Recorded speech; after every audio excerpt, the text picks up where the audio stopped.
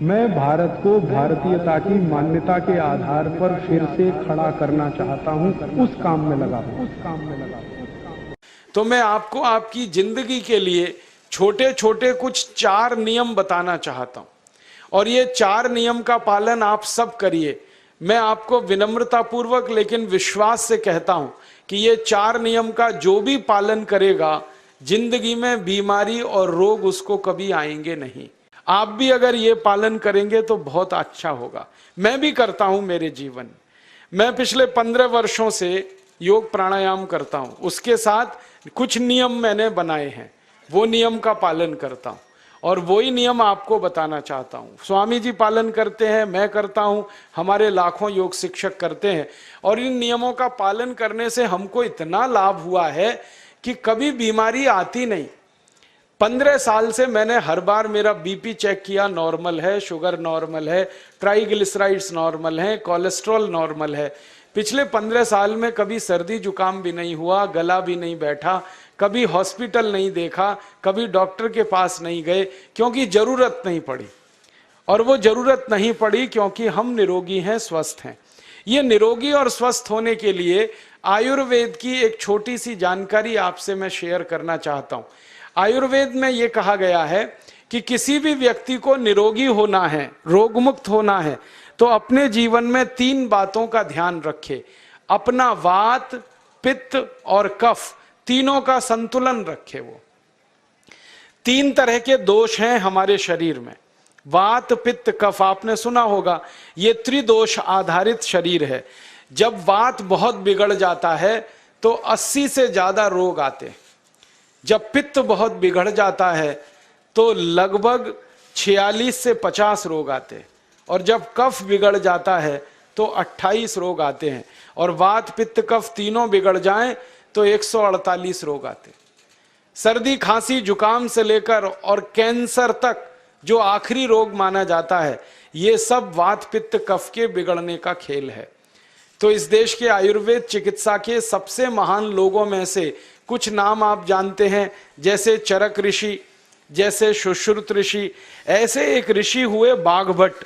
बाघभट्ट ऋषि ने एक पुस्तक लिखी है, उसका नाम है अष्टांग हृदयम, और एक पुस्तक लिखी है, उसका नाम है अष्टांग संग्रहम। इन दोनों पुस्तकों में उन्होंने 7000 नियम बताए हैं। उनमें से 4 बताता हूं, अच्छे लगे तो आज से ही पालन करो और दूसरों को भी बताओ, ताकि कोई भी इन नियमों का पालन करे तो बीमार ही ना पड़े। ये चारों नियम हैं वात, पित्त और कफ को संतुलित रखने के लिए। अब वात, पित्त, कफ तीनों एक साथ आपके संतुलित रहें तो उसके लिए पहला नियम है खाना खाने के तुरंत बाद पानी नहीं पीना। ये पहला नियम है।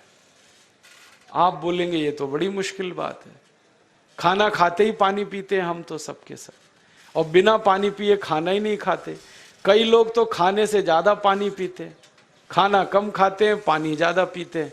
ये खाना खाने के बाद पानी कभी भी नहीं पीना, क्योंकि महर्षि बाघभट्ट कहते हैं भोजनांते विषम वारी, माने भोजन के अंत में पानी पियो तो जहर के पीने के जैसा है। इसलिए वो कहते हैं कभी भी खाने के तुरंत बाद पानी मत पियो। अब आप मुझे पूछोगे क्यों नहीं पिए, कारण बता दो। कारण मैं बताना चाहता हूं सरल भाषा में। हम जब खाना खाते हैं ना तो पेट में सारा खाना इकट्ठा होता है। पेट में एक स्थान होता है, उसको हम कहते हैं जठर। संस्कृत में, हिंदी में जठर कहते हैं, अंग्रेजी में उसको एपिगैस्ट्रियम कहते हैं, हिंदी में कुछ लोग उसको आमाशय भी कहते हैं। ये जठर छोटा सा स्थान है। आपके पेट में नाभि है ना, उसके लेफ्ट साइड में बाईं तरफ छोटा सा स्थान है। सारा खाना आपका इसी स्थान पर आता है। जो भी आप खाते हो, रोटी, चावल, दाल, सब्जी, दूध, दही, कुछ भी खाओ, सब कुछ जठर में आता है। अब जठर में जैसे ही खाना इकट्ठा होता है तो उसमें आग जलती, और उस आग को कहते हैं जठर अग्नि। मिला के बोल देते हैं जठराग्नि। आप जैसे ही खाना खाते हो, पेट में जठर में अग्नि जलती है। वो अग्नि खाने को पचाती है, और अग्नि खाने को ऐसे ही पचाती है जैसे रसोई घर की अग्नि खाने को पकाती है। आपके रसोई घर में आप अग्नि जलाओ, उसके ऊपर दूध रख दो, दूध में थोड़ा चावल डाल दो, अग्नि जब तक जलती रहेगी खीर तब तक बनती रहेगी। आप घर में अग्नि जलाओ, उसके ऊपर पानी रख दो, उसमें दाल डाल दो, दाल की पकने की क्रिया तब तक चलेगी जब तक अग्नि जलेगी। ऐसे ही पेट में होता है, जैसे ही आपने खाना खाया पेट में अग्नि जलती है, और जब तक अग्नि जलती है तो खाने के पचने की क्रिया चलती है। जैसे रसोई घर में खाना पकाते हैं वैसे ही पेट में भी खाना पकता है, इसी को हम पचने की क्रिया कहते हैं, अंग्रेजी में उसको डाइजेशन कह देते हैं। तो आपने खाना खाया, पेट में अग्नि जल गई, अब वो खाने को हजम करेगी, पचाएगी। अब मुझे एक प्रश्न का उत्तर दो आप, कि जैसे ही आपने खाना खाया पेट में अग्नि जल गई और वो खाने को पचा रही है, तुरंत आपने गट गट गट गट पानी पी लिया, और खूब ठंडा पानी पी लिया, बर्फ मिलाया हुआ पानी पी लिया, फ्रिज का पानी पी लिया। क्या होने वाला है? अग्नि जलेगी कि बुझेगी? अग्नि के ऊपर पानी डालो तो अग्नि और पानी की दोस्ती नहीं है, दुश्मनी है। पानी अग्नि को बुझा देता है। तो आपने खाना खाया, अग्नि जली, पीछे से गटगट पानी पी लिया, अब अग्नि शांत हो गई, अब खाना पचेगा नहीं, तो वो पेट में पड़ा पड़ा सड़ेगा, और सड़ा हुआ खाना 100 से ज्यादा विष पैदा करेगा, और वो 100 विष आपकी जिंदगी को नरक बना देंगे, और जिंदगी भर आप बीमार पड़े रहेंगे। आपको मालूम है, कई लोग कहते हैं मुझे पेट में बहुत गैस बनती है। ये गैस उन्हीं को बनती है जिनका खाना हजम नहीं होता। कोई लोग कहते हैं कि मुझे पेट में जलन होती है, ये जलन उन्हीं को होती है जिनका खाना पचता नहीं। कोई कहते हैं कि मेरे पेट में एकदम गुम हो जाता है, फूल जाता है, ये सब वो लक्षण हैं जब खाना पचता नहीं। तो खाना पचेगा नहीं तो सड़ेगा, सड़ेगा तो विष पैदा करेगा, और वो विष आपको बीमार करेंगे। इसलिए महर्षि बागभट्ट ने कहा, खाना खाते ही पानी मत पियो। समझ में आया? फिर आप बोलोगे कितनी देर तक नहीं पिए? कम से कम 1 घंटे तक।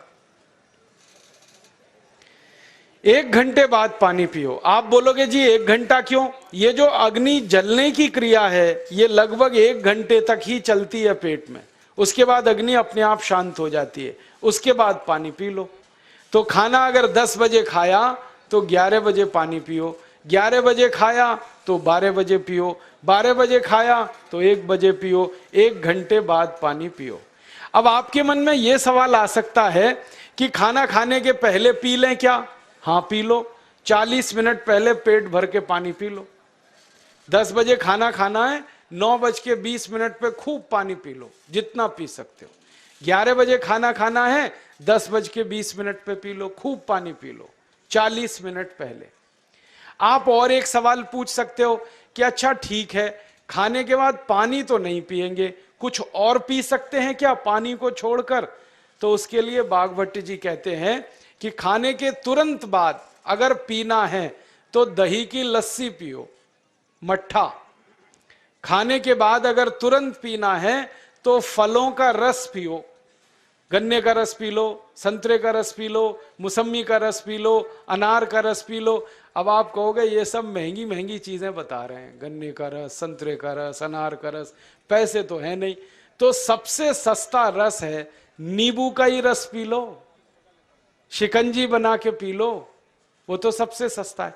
तो खाना खाने के बाद या तो दही की लस्सी पियो या रस पियो। और एक तीसरी चीज है, दूध पी सकते। तो खाने के तुरंत बाद पीना है तो दही की लस्सी या मट्ठा, खाने के तुरंत बाद पीना है तो कोई फल का रस, खाने के तुरंत बाद पीना है तो दूध। पानी 1 घंटे बाद पियो। और अगर एक बात ध्यान रखो तो अच्छा है कि सवेरे खाना खाते हैं जिसको हम ब्रेकफास्ट कहते हैं, नाश्ता, तो फलों का रस पीना अच्छा, दोपहर को खाना खाएं तो लस्सी और मट्ठा पीना अच्छा, और रात का खाना खाएं तो दूध पीना अच्छा। जो लोग इस नियम का पालन कर सकते हैं जिंदगी में कभी भी 80 रोग उनको नहीं हो सकते। वात पित्त कफ तीनों ही इस एक छोटे से नियम से संतुलित रहते हैं। तो ये पहला नियम मैंने आपसे कहा। दूसरा नियम एक और है, और वो नियम ये है कि पानी कभी भी पियो, घूट घूट भर के पियो। जैसे गरम चाय पीते हैं, गरम कॉफी पीते हैं, गरम दूध पीते हैं, एक एक घूट भर के, एक एक सिप करके, ऐसे ही पानी पीने की आदत डालो। ये मुंह में एक बार गिलास लगा लिया, गटागट उसको खाली कर दिया, ये तरीका गड़बड़ है। एक घूट पानी, दो घूट पानी एक बार में उतना ही पियो। आप बोलोगे ये क्या चक्कर है? बात ऐसी है कि एक एक घूट पानी जब हम पीते हैं तो मुंह की लार पानी के साथ मिलकर पेट में अंदर जाती है, और ये जो मुंह की लार होती है ये क्षारीय होती है और पेट में हमेशा अम्ल बनता रहता है। तो एक घूट पानी पिया, मुंह की लार इसके साथ अंदर गई, दो घूट पिया और ज्यादा गई, बार बार लार अंदर जाएगी तो क्षार पदार्थ पेट के अम्ल के साथ मिलेगा।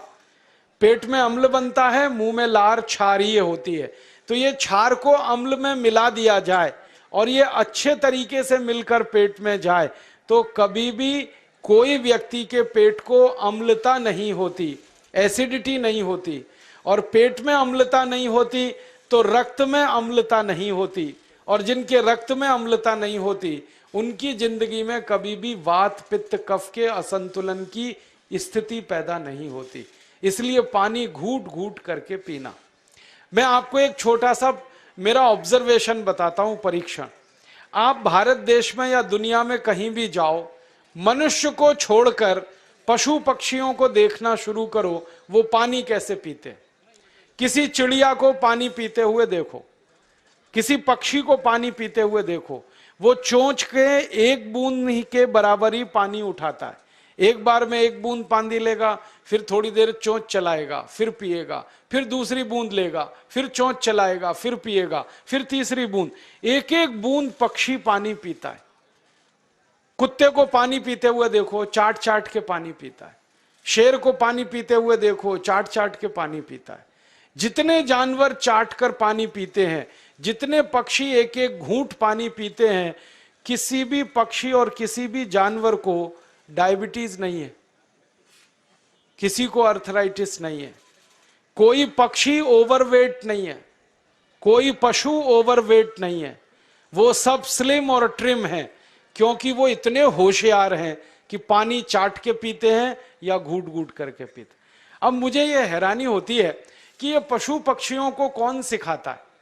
वो अपने जन्म से ये ज्ञान सीख के आते, उनका कोई गुरु नहीं है, उनका कोई विद्यालय नहीं है, उनके कोई प्रशिक्षण शिविर नहीं लगते, फिर भी उनको इतनी अकल है कि पानी घूट घूट पीना। और हम ये मनुष्य जिनके इतने गुरु, इतने विद्यालय, इतने कॉलेज, सीखने वाले, सिखाने वाले, और हम मूर्खों के मूर्ख गटागट गटागट पानी पीते रहते। तो पानी पीने का तरीका बदल दो, घूट घूट भर के पानी पियो। ये दूसरा नियम है। तीसरा नियम है कि जिंदगी में कितनी भी प्यास लगे, ठंडा पानी कभी मत पियो। बर्फ डाला हुआ पानी, फ्रिज में रखा हुआ पानी, वाटर कूलर का पानी जिसका तापमान बहुत कम है, ये कभी मत पीना। क्यों? क्योंकि शरीर आपका गर्म है और पानी ठंडा है। अब होता क्या है वो मैं समझाता हूं सरल भाषा में। पेट तो गर्म है, अब इसमें ठंडा पानी डाल दिया आपने तो अंदर झगड़ा होता है। और झगड़ा क्या होता है? या तो पानी पेट को ठंडा करेगा या पेट पानी को गर्म करेगा। अगर पानी ने पेट को ठंडा कर दिया तो पेट के ठंडा होते ही हृदय ठंडा होता है, हृदय के ठंडा होते ही मस्तिष्क ठंडा होता है, मस्तिष्क के ठंडा होते ही आदमी ठंडा होता है, और आदमी ठंडा होते ही राम नाम सत्य होती है। आपको मालूम है जब शरीर ठंडा पड़ जाता है तो घर में भी नहीं रखते, निकाल के बाहर सड़क पर रख देते। जो घर आपने बनाया अपनी मेहनत से, शरीर के ठंडा पड़ते ही निकाल बाहर करते हैं उस घर में से, और फिर चिल्लाने लगते हैं लेके जाओ, जल्दी लेके जाओ, इसको जला के आओ। माने ठंडे शरीर की इज्जत नहीं है। तो ठंडा पानी क्यों पी रहे हो भाई? बंद कर दो। कोई जानवर ठंडा पानी नहीं पीता, कोई पक्षी नहीं पीता। तो आप ये ठंडा पानी पीना बंद करो, सादा पानी पीना शुरू करो। और गर्मी के दिनों में बहुत अगर आपको तकलीफ है तो मिट्टी के घड़े का पानी पी लेना, फ्रिज का और बर्फ का नहीं पीना। ये तीसरा नियम है। और चौथा और आखिरी नियम है कि आप सवेरे ही सवेरे जब सोकर उठते हो तो सबसे पहले पानी पियो। जैसे ही आपकी आंख खुल गई तो पहले 2-3 गिलास पानी पी लो, उसके बाद आप टॉयलेट में जाओ। उठते ही पानी पियोगे तो 2 फायदे हैं। पहला फायदा यह है कि पानी पेट में जाकर बड़ी आंत को साफ करता है, और जैसे ही बड़ी आंत की सफाई होगी पेट पे दबाव पड़ेगा और आप संडास घर में जाएंगे, 2-3 मिनट में पेट आपका साफ हो जाएगा। जिनका पेट सुबह एक बार में साफ हो जाता है उनकी जिंदगी में कभी रोग नहीं आता। इसलिए सुबह सुबह उठते ही पेट साफ होना जरूरी है। और उठते ही पानी पियोगे तो मुंह की जो लार है वो पानी के साथ मिलकर अंदर जाएगी। सुबह पेट में एसिड की मात्रा ज्यादा होती है, इसलिए लार का पेट में जाना बहुत जरूरी है। इसलिए सुबह उठते ही पानी पीना बहुत जरूरी है। ये 4 नियम हैं आयुर्वेद के। पहला नियम, खाना खाने के 1 घंटे बाद पानी पीना। दूसरा नियम, पानी को हमेशा घूट घूट भर के पीना। तीसरा नियम, कभी भी जिंदगी में ठंडा पानी नहीं पीना। और चौथा और आखिरी नियम, सवेरे उठते ही सबसे पहले पानी पीना। 4 नियमों का पालन जो भी अपने जीवन में कर सकता है वो वात पित्त कफ तीनों को संतुलित रख सकता है। और जिसका वात पित्त कफ संतुलित है उसके जीवन में बीमारी नहीं आती है, और जो बीमार नहीं पड़ते हैं वो स्वस्थ और तंदुरुस्त और सुखी रहते हैं। उनकी जिंदगी का खर्चा कम होता है और देश का भी बहुत सारा पैसा बचता है। आपको शायद मालूम है या नहीं, 1 साल में हम जब बीमार पड़ जाते हैं भारतवासी, तो साल का करीब 6 लाख करोड़ रुपया हमारा खर्च हो जाता है उन बीमारियों का इलाज करने में। दोस्तों, सबसे पहले तो चैनल सब्सक्राइब करें, फिर लाइक, कमेंट और शेयर करें। और हाँ, हमारा एंड्रॉयड ऐप डाउनलोड करना ना भूलें।